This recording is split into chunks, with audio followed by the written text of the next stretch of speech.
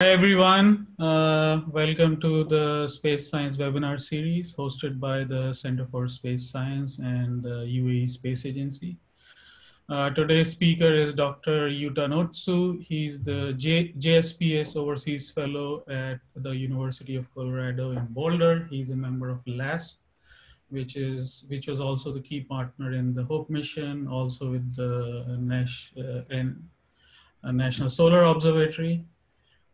He got his PhD from University of Kyoto. He studies stellar flares using ground and space-based observatories, and one of the most cutting-edge work in the field. And we learn a lot about flares from his work. And it is 5 o'clock in the morning for him. So thanks, Yuta, for doing this so early. And welcome, and please get started whenever you're ready. Okay, thank you for introducing me, Intra. My name is Yuta Notsu, and I'm now at Boulder, Colorado, like the picture here. So I start sharing screen. Can you see my screen? Yeah. Okay, so I will start. So if you have any questions, please. Please use the Q&A feature to ask questions, and we'll have a 10-minute Q&A discussion at the end. Yeah. Any questions are welcome. So I'm now in LASP, University of Colorado Boulder, and maybe most of you know what is a LASP. And LASP is an institution in University of Colorado Boulder, and the HOPE mission is, I know HOPE mission is many LASP people working on HOPE mission together. So in this talk, I will talk about superflares, whether superflares occur on our sun or not, based on recent observations, especially Kepler Space Telescope. And the collaborators are many Japanese collaborators and also several US collaborators. And yep. So today's topic is, as I already presented, superflares. And the main content, main thing I talk today is based on a press release last year done in American Astronomical Society meeting, and several news focused these topics. So maybe you can search superflare in Google, and you can find some web page. And you can see also some information. And especially based on a recent paper recently published, and also the paper we plan to submit it within a few weeks. So let's start. First of all, I start my talk from introduction about solar flares. Maybe this is space science seminar series, so you might hear about solar flares already. So large solar flares are large explosion in the magnetic energy release on the surface of the sun, and if large solar flares occur, our Earth have severe impact from solar flares, and like this picture. Can you see my cursor? Okay, good. Yeah, we can see your mouse. Okay. And as you might know, there is a most important event in human history is the Carrington event. Carrington event is the first and largest flare we recorded, and it's roughly speaking, it's X45 solar flare, and one of the largest magnetic storm occurred at this time. Like this Carrington event, several large severe events have been detected in recent 100 or 200 years. And but we don't know. Only from solar flare observation, we don't know larger flare occur on our sun or not. So we should investigate more whether larger events occur or not. And we already know frequency distribution of solar flares, thanks to recent many observations of solar flares.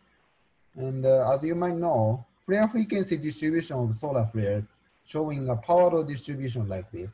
So in this figure, horizontal axis is the flare energy, and the vertical axis is the flare frequency. And larger flare occurred with less frequency. And we we know the largest solar flare occurred around flare energies 10 to the 32 or 10 to the 30, just around 10 to the 32 occurred once every 1 year or 10 years or so. But we don't know whether the sun has larger flares or not, because we cannot know only with modern solar flare observation because of short history. Only we have a 150 years or so. But if we see the stars, we already know there is a super flares. There are super flares on several stars. And super flares is a flares much larger than, much more energetic than the largest solar flares. And these are observed on a variety of stars, including binary systems or very young stars or very cool M-dwarf stars. But this means they are rapidly rotating or cool stars. And the young stars are very rapidly rotating because they have a lot of angular momentum. But such angular momentum is released and then stars become slow, has a slow rotation period like the sun. But these stars are very rapidly rotating or cool stars, so dynamo mechanism is very efficient in these stars. So then we already know these stars have larger super flares compared with solar flares. But these stars are very different from the sun. So it has been believed super flares do not occur on slowly rotating stars because the sun is very old and slowly rotating. The rotation is very slow, so the dynamo mechanism is not so efficient compared with these rapidly rotating or cool stars. So then we believed super flares do not occur on slowly rotating sun-like stars or our sun. But we don't know it's true or not because of the limitation of previous observations.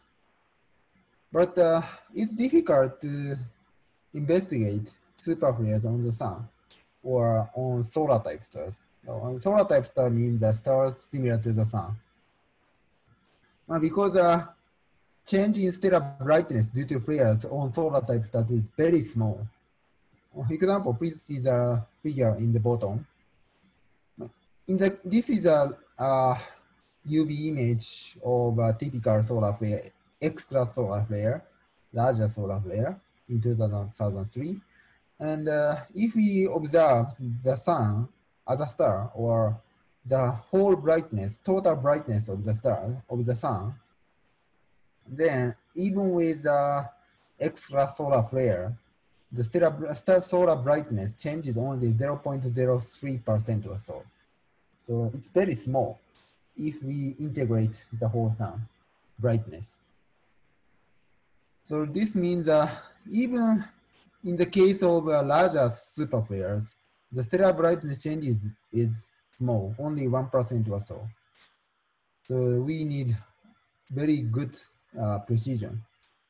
And the frequency of super flares may be extremely low because maybe larger flares 100 times less frequent than largest solar flare, largest usual solar flares. And also flares are sudden and impulsive events, so continuous monitoring with high time resolution is very, very important. So we need new observations for this. But now from 2009, we have a new method. This is Kepler Space Telescope. Kepler Space Telescope is very famous for exoplanet finding through exoplanet transit method. Transit method is this in the figure showing a transit method. If the planet is crossing in front of the star, then stellar brightness become fainter. We can know we can detect exoplanet. And Kepler observes this region near Milky Way around LIDAR, continuously observing this region for 4 years of large number of targets and with very high photometric precision. So this is very good tool for detecting flare-like events, sudden brightenings from these Kepler data.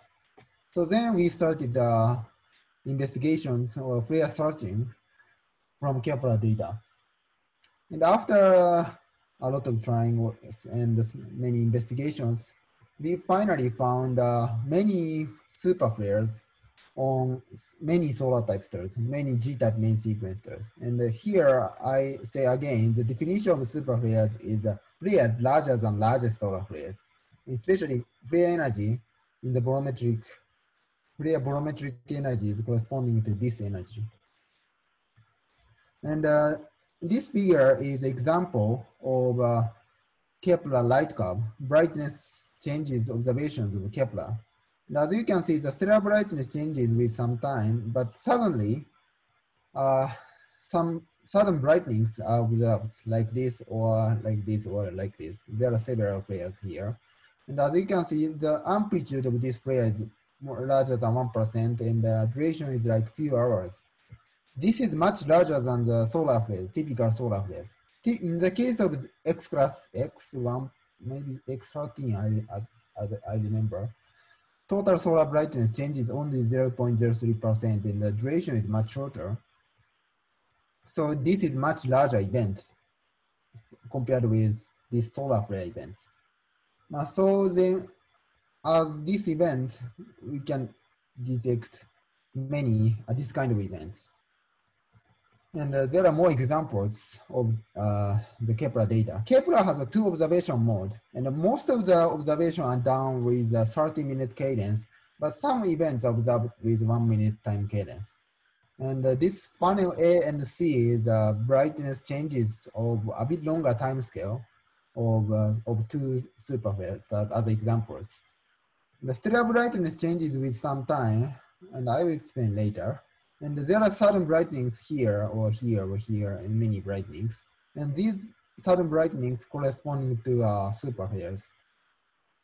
And please see the right panel. Right panel is just zooming up here or here. And Kepler has a 2 observation mode, and in 2 time cadence mode, both same flares are observed like this. And these flares, flare energy corresponding to more than 10 to 35 L. And as a result, we detected more than 2,000 events from about 300 stars. Yep, and flare energy and amplitude is like this. And thanks to the large number of events detected here, we can discuss our frequency distributions like this.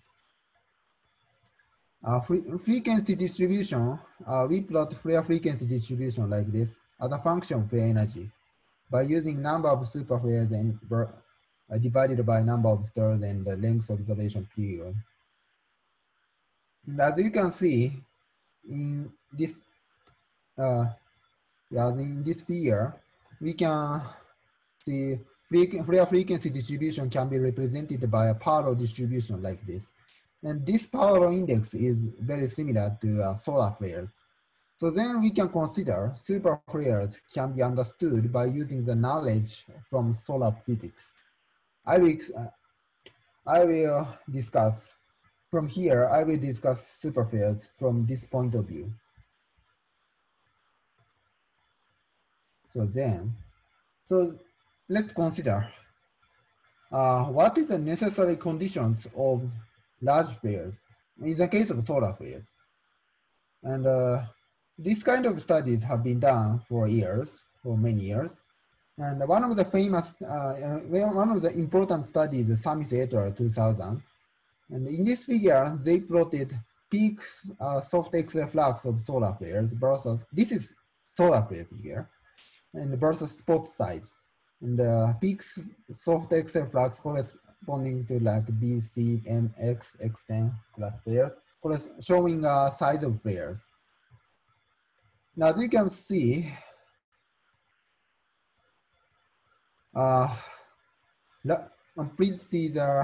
please ignore colors first. Ignore colors for at this moment. the upper limit of flare distributions has a correlation with spot size. So this means if the sun has a larger larger sunspots, then large flares occurs, or large spots are necessary condition of large flares. And also, please see the color again. This color is a difference of the shape of spots or classification of spots, like alpha type spots, beta type spots, and delta type spots. And delta type spot is much more complex spot. So spot complexity, colors corresponding to spot complexity. So in the case of large solar flare, large spots and complex spots are important parameters necessary for large solar flares. So then let's see the stars. If you see let's go back to the brightness variation of Kepler data. And we've already seen this kind of Kepler data. And there are several flares here. But the stellar brightness also changes. And after several investigations, we can assume these brightness changes can be explained with rotation of the star with large star spots, because and this brightness change is much larger than the solar sunspot brightness changes. If we assume these brightness changes are caused by rotation of a star with large star spots, for example, the stellar brightness become brighter if the star spot is on the other side. And if the star spot, very big sunspots or star spots is on our side, on the visible side, then stellar brightness become fainter. And of course, the star spot shape can be changing, so the brightness modulation is only not too periodic, just quasi-periodic. But if we assume, if this assumption is correct, amplitude corresponding to star spot coverage, because if the star spot size become larger, then amplitude become larger. And also period corresponding to rotation period. So then we can estimate star spot coverage and rotation period from these brightness modulations, assuming this assumption is correct. And then we can, using this amplitude, we can say superflare stars have large star spots. Maybe this kind of large star spots are necessary for large superflares, and we will discuss again soon. No, but there is a problem. From these brightness modulations, we can say even slowly rotating stars can have a superflares, but there is a big assumptions, because this kind of brightness modulation, I say, is only assumptions. So we cannot judge whether these assumptions are correct or not. So we need more investigations. We cannot reject. Currently, we cannot reject the other effects for explaining this kind of brightness modulations. So we've already conducted several detailed investigations, especially spectroscopy observations. Now, I will briefly explain this topic. We selected several bright superflare stars from Kepler sample, and we performed high dispersion spectroscopic observations of 64 superflares using big telescopes in Hawaii and also New Mexico in US. And at the first step, we can confirm more than half are single solar type stars. As you might know, about half of the field stars, half of the stars are binary.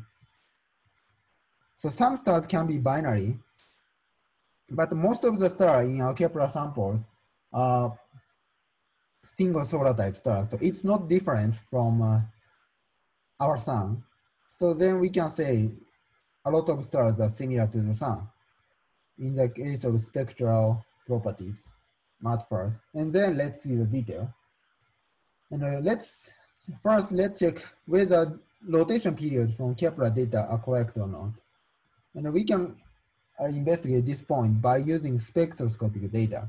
Now, if we see the spectra of the star using big telescopes, we can estimate this kind of spectra. And the spectroscopic data of the star, including several lines, absorption lines, in addition to continuous colors changes.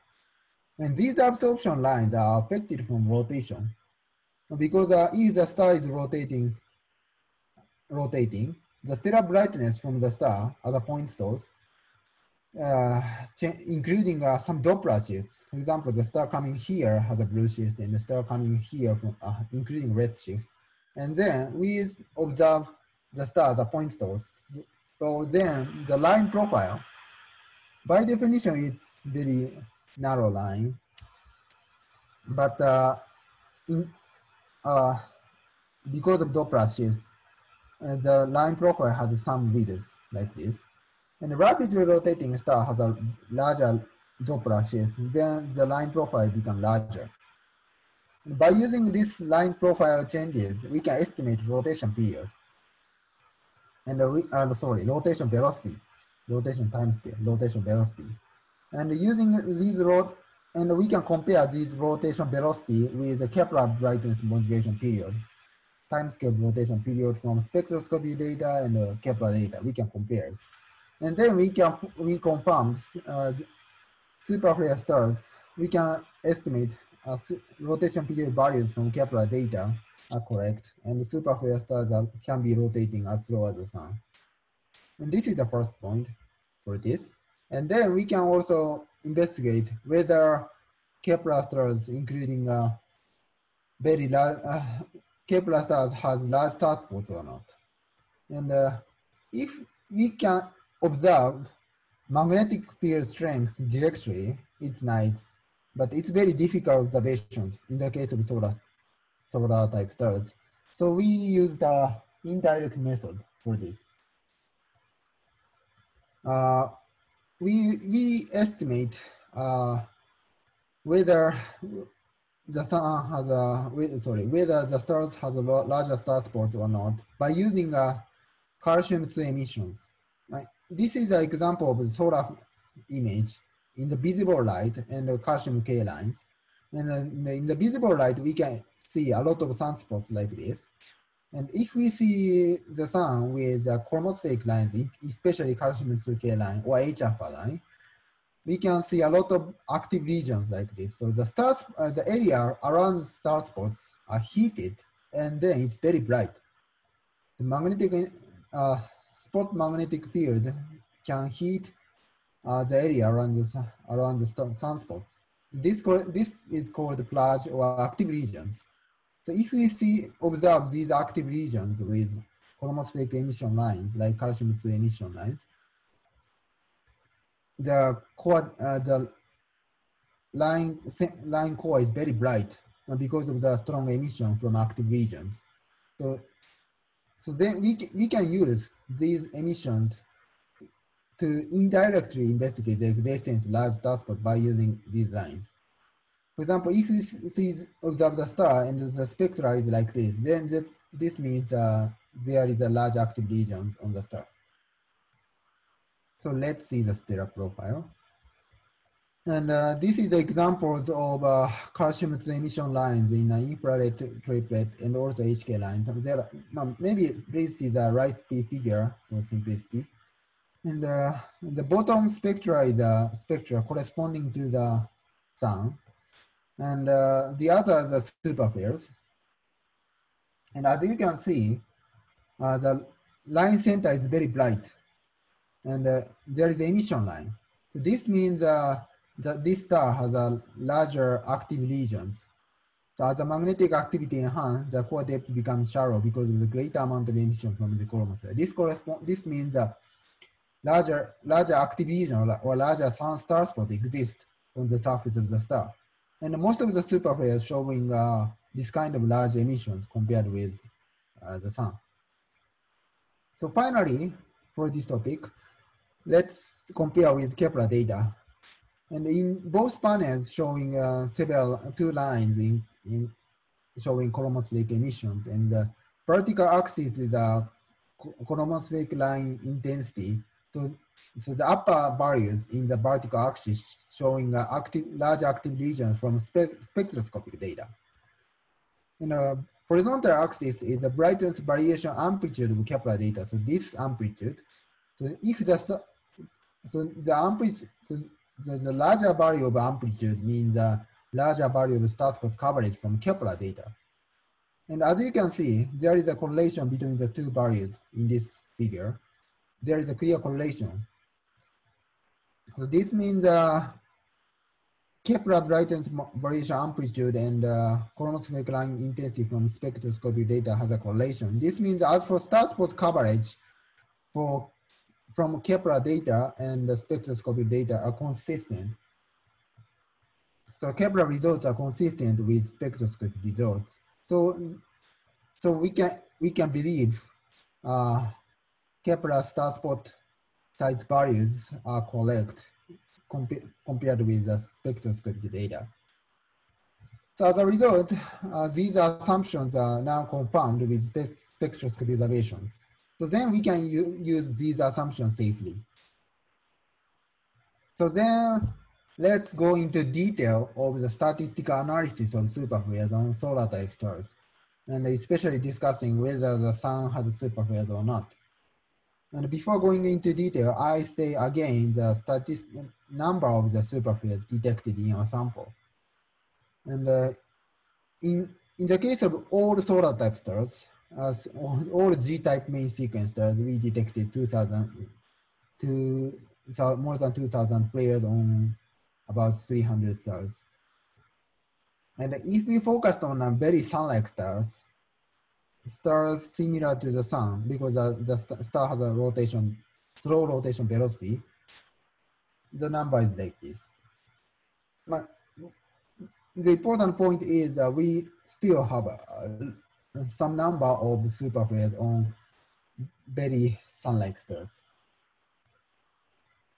Okay, let's go into detail. So first, we've already seen, so I go back. We've already seen the sunspot size is a necessary condition of solar flares. So let's compare for this point in the case of superflares. So in this figure, we compare with flare energy versus spot size. This figure is very complex, so I will explain in detail. First of all, please see the solar flares. In this figure, we plot solar flares and superflares both. And the horizontal axis is the spot group area, spot size. And the vertical axis is the flare energy. And in the case of solar flare data points, spot size is estimated from visual sunspot data and the flare energy from X-ray data.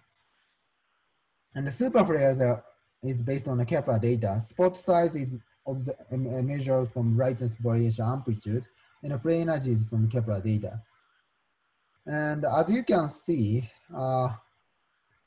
superflare data points are located in the right side of this figure compared with solar flares. So this means that superflare stars showing larger star spot value in the case in direction of horizontal axis.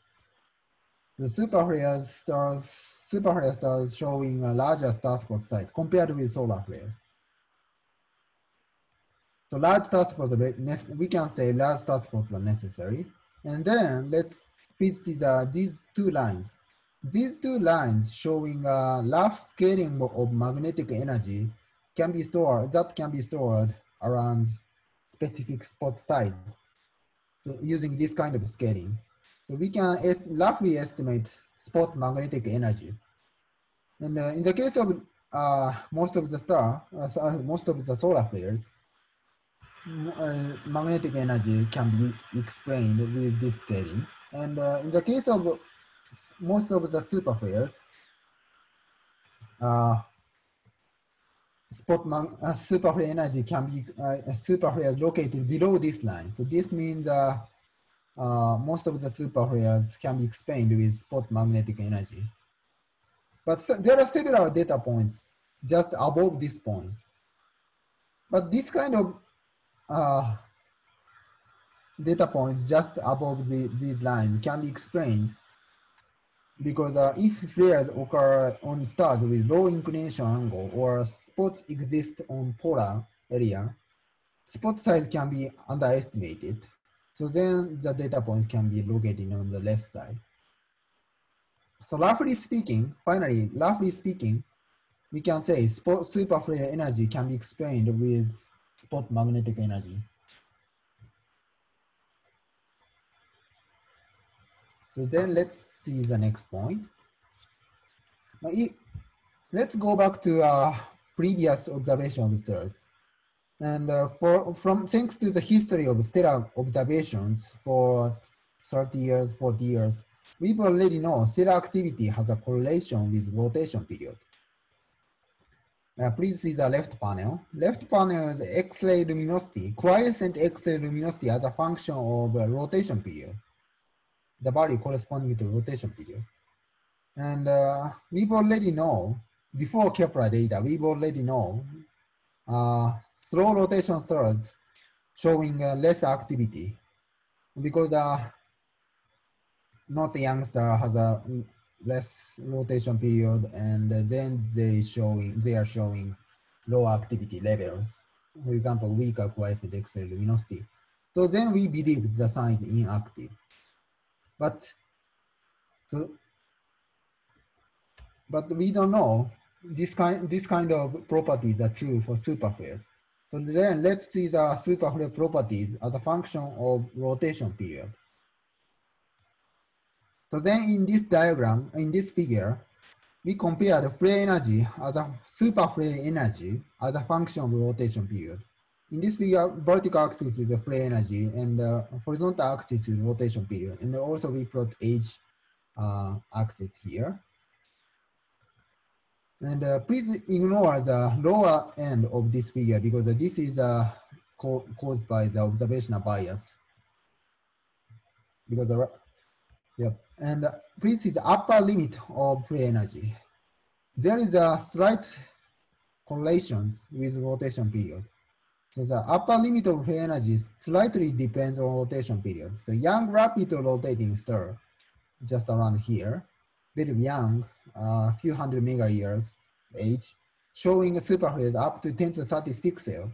The largest solar flare is 10 to 32 L, so the line here, in the bottom of the figure. So this means that superflares 4 magnitude larger than the largest solar flare can occur on rapidly rotating stars. But slowly rotating sun-like stars, in the case of slowly rotating sun-like stars with this kind of rotation period and age, superflare energy, upper limit of superflare energy is only up to 5 times 10 to 34 L. So it's smaller than young rapidly rotating star, but it's still larger, much larger than the largest solar flares, more than 500 times larger than the largest solar flares. So this is a case of flare energy. And also, we can see flare frequency. How frequently flare occurs also has a correlation with rotation period. So in this diagram, in the left side, showing a flare frequency as a function of rotation period for specific energy. As you can see, flare frequency has a correlation with rotation period. So flare frequency on young stars, on young, very rapidly rotating stars here, showing more than 100 times higher flare frequency compared with a star rotating as slow as the sun around here. So the young star has a higher frequency and the slowly rotating sun-like star, like the sun, showing smaller flare frequency. So there is a good correlation. But we can also see flare frequency is roughly constant just around a few very rapid rotation regime. And this tendency is very similar to X-ray observations. And this is called the saturation regime. Maybe active region size is very saturated here. I don't go into detail in this point, but the important message is flare frequency, flare energy and flare frequency has a correlation with rotation period. So in the left panel is the energy versus rotation period. In the right panel is the flare frequency versus rotation period. So important message is even in slowly rotating sun-like stars, locating right side of this figure here and also here, around 25 days rotation period, can have a superflares up to 5 times 10 to the 34. So it's 500 times larger than the largest solar flares. But in contrast, young rapidly rotating stars can have a superflares up to 10 to the 36 L. So 10,000 times larger than the largest solar flares. And also frequency is much larger than the slowly rotating stars. This is a very important message for the superflare free energy and frequency, especially for sun-like stars. So then finally, let's see the flare frequency more in detail. We can plot flare frequency distributions like solar flares in the case of stellar superflares. So in this figure, we plot flare energy versus flare frequency and classified with rotation period. And as you can see, in every rotation period stars, flare frequency distribution showing power distributions like this, so one line power distributions. And as I've already seen, flare frequency depends on rotation period, and upper limit of flare energy also has a correlation with flare energy. Flare frequency depends on rotation period first, and then upper limit of flare energy also has a correlation with rotation period. So then we can, from this figure, we can know frequency distribution of slowly rotating sun-like stars, the red points. Then let's compare with these red points with solar flares.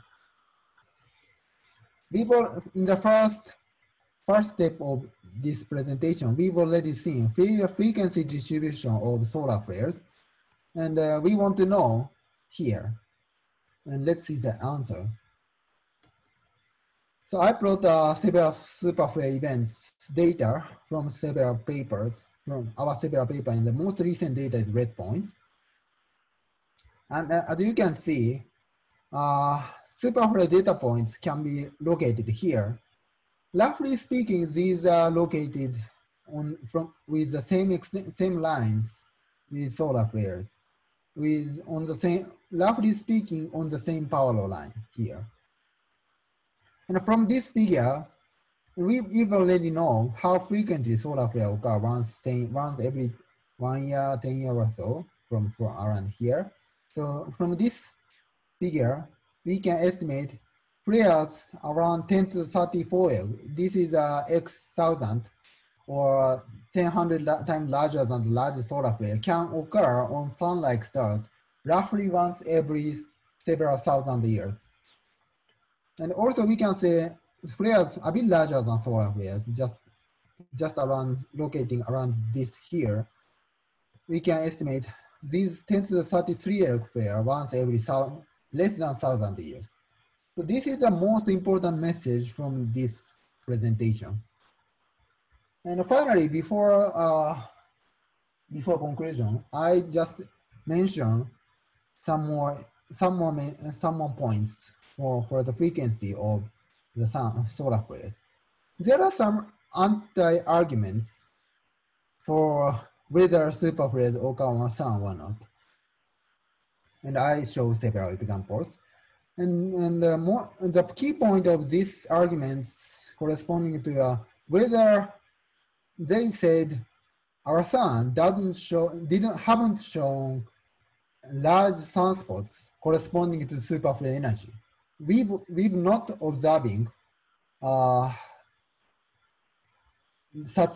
these kind of large sunspots in human history for 200 years or so.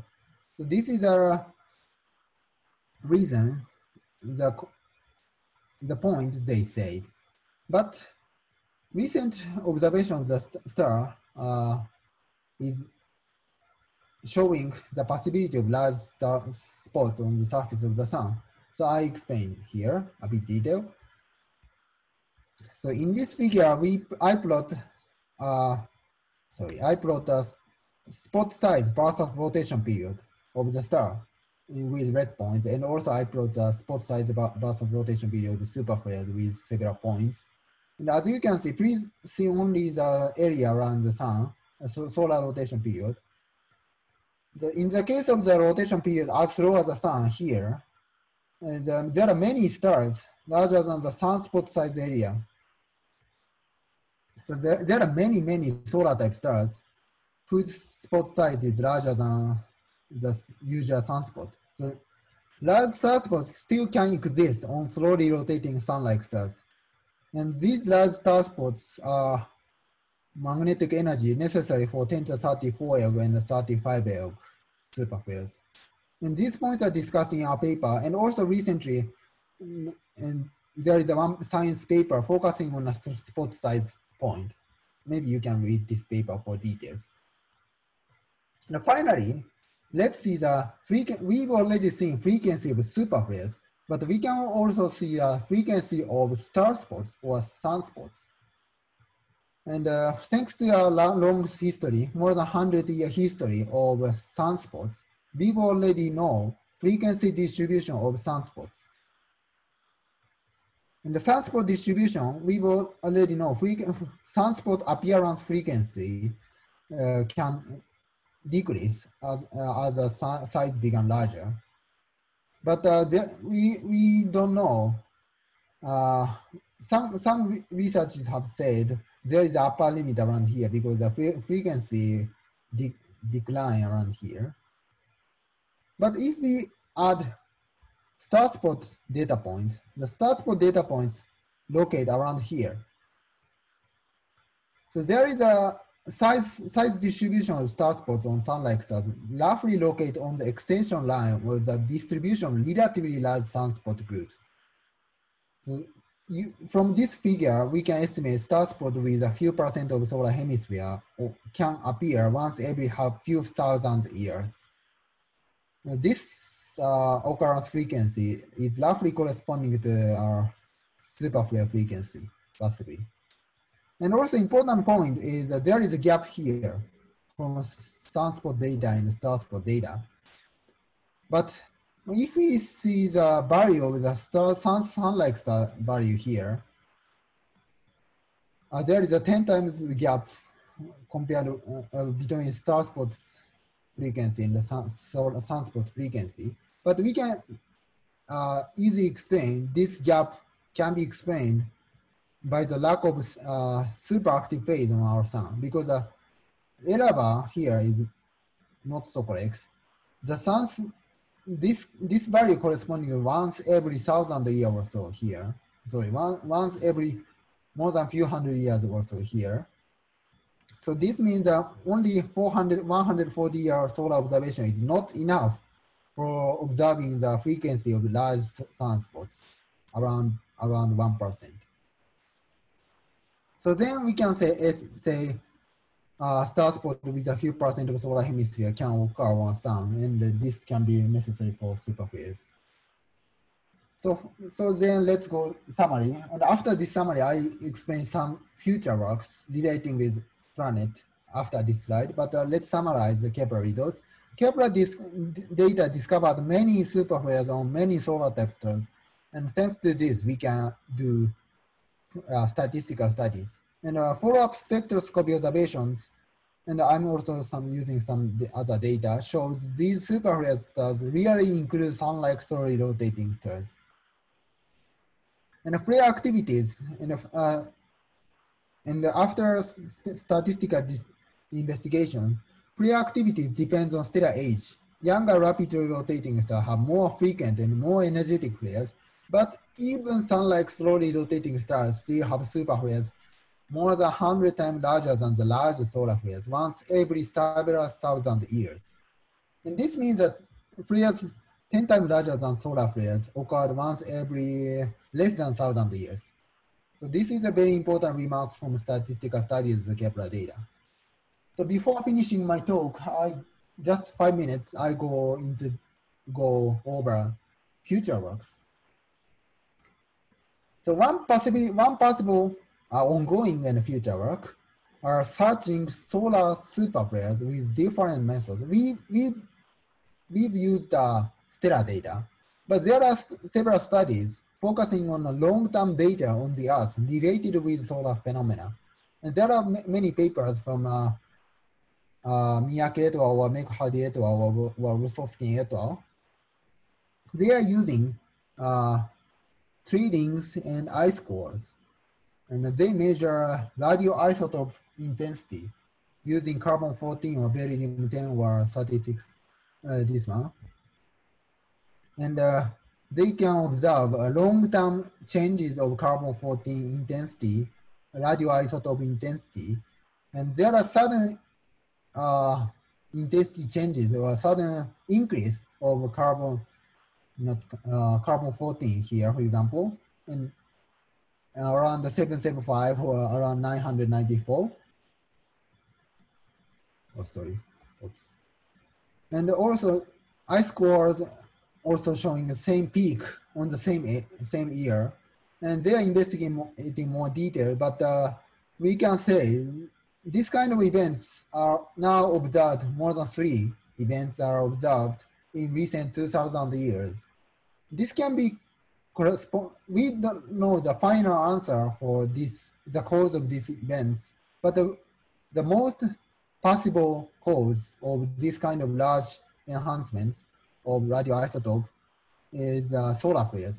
Large solar flare energetic particles caused by large solar flares can explain this kind of increase of carbon-14 and beryllium-10 in recent 2,000 years. And in addition to this kind of radioisotopes, some older literature events are used for estimating the possibility of many Carrington-sized events or larger events, using red aurora events or large sunspot drawings. And many papers are recently published, actually, especially in recent 5 years. It is interesting to compare with this kind of carbon-14 measurement or stellar measurement I just briefly mentioned.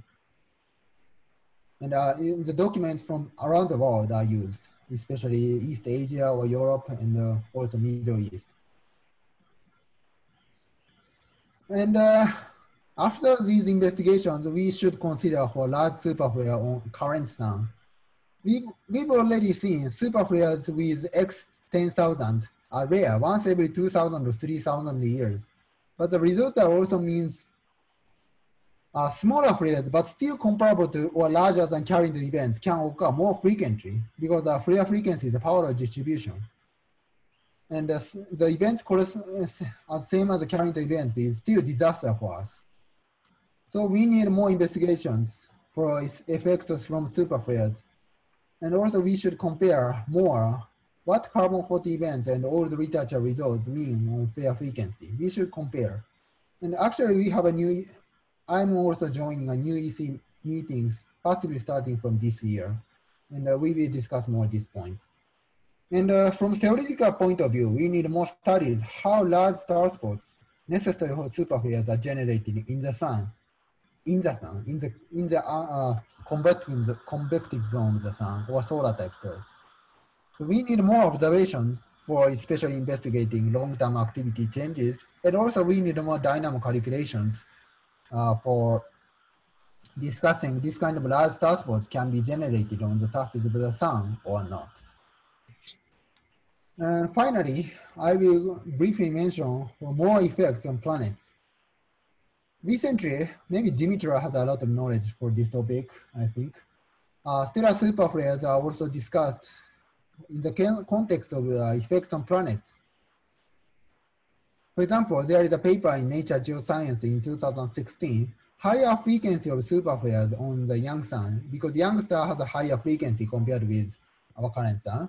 And this higher frequency of superflares can be related with large effects on atmospheric, planetary atmosphere, especially atmospheric warming and prebiotic chemistry on early Earth, because large XUV intensity and also particle intensity from large superflares can trigger a lot of chemical reactions in the planetary atmosphere. And this can be related with atmospheric warming and prebiotic chemistry of early Earth, and also possibly early Mars, of course. And this topic, how this kind of stellar superflare activity can affect on planets, including our Earth, possibly Venus, and of course Mars, are discussed in another EC meeting. And Dimitra and are members of this EC meeting starting from last year. We are discussing a lot of these topics, and recently we've already published several papers, and including important review for this paper, very big, long review. And if you are interested, please read this review. But there are many interests how superflare activity affecting on planetary atmosphere. Finally, for this effect on planetary topic, we need more investigations, not only superflares, but also superflare CMEs and or energetic particles are needed. Because we've already seen about how thermal energy are released in the case of superflares, but we don't know how kinetic energy are released, how stellar mass ejections occur. But mass ejection is very related, has a good relation with effects on planets. So we need more investigation how stellar mass ejections occur or how large particle flux in the case of superflares. And we need more investigation for this topic, including observational attempts for stellar CME observations.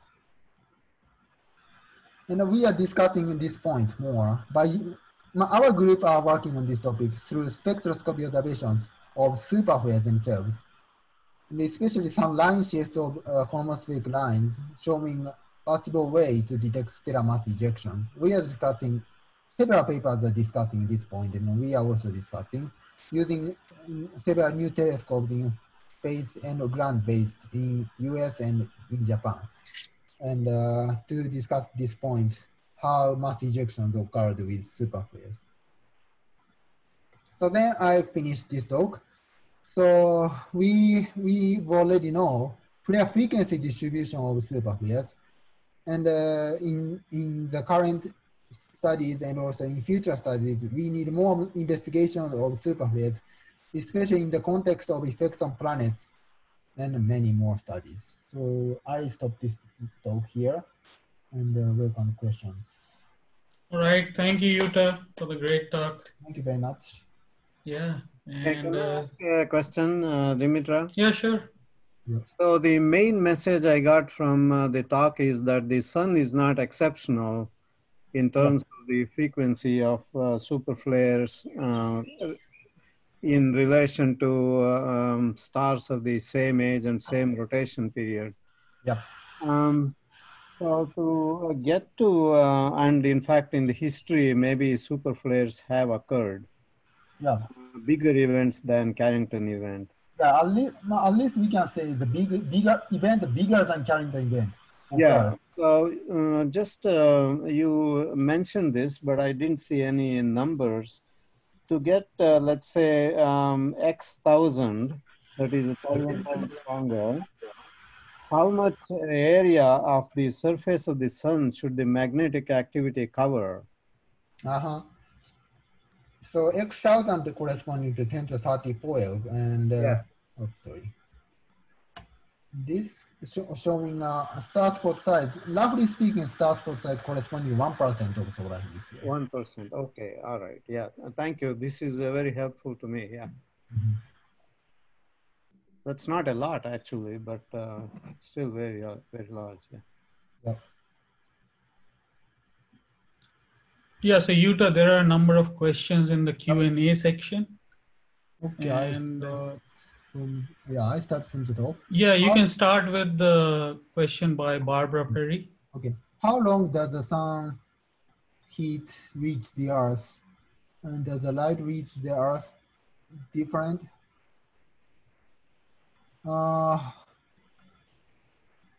This means how long is the time scale, right? Yeah, so it takes about 8 minutes for light to reach the Earth. CMEs take much longer. But the CME time scale is a bit slower than the solar light. So in the case of the big solar flare event, we already know the sunlight, so the white light, sunlight arrived 8 minutes, but mass ejections coming like 1 day later, possibly half day, 1 day, or 2 days. So we can prepare for most of the effects of superflares. We can observe the superflares on the sun possibly, and then we can prepare for large CMEs after that. There is a time difference. So maybe I go next point. Hello everyone, thank you for this interesting. I have a quick question. What about solar storm? 2012. Yeah, roughly speaking, this CME roughly are comparable to the current event. Yes. And I'm combining 2-3 questions here, and basically they're asking how can these flares impact the Earth, and can they disrupt the power grid and so on. I think the effects of the CMEs, more investigations should be needed, but superflares, we need more investigations. But at least large magnetic storm occur, and electricity can be affected. Even in the case of Carrington-sized event, we have some experience here. So we can easily assume larger superflares have a larger blackouts or failure of telecommunications. Also, spacecrafts around the sun can be affected, can be damaged. So we should investigate more from many points of view.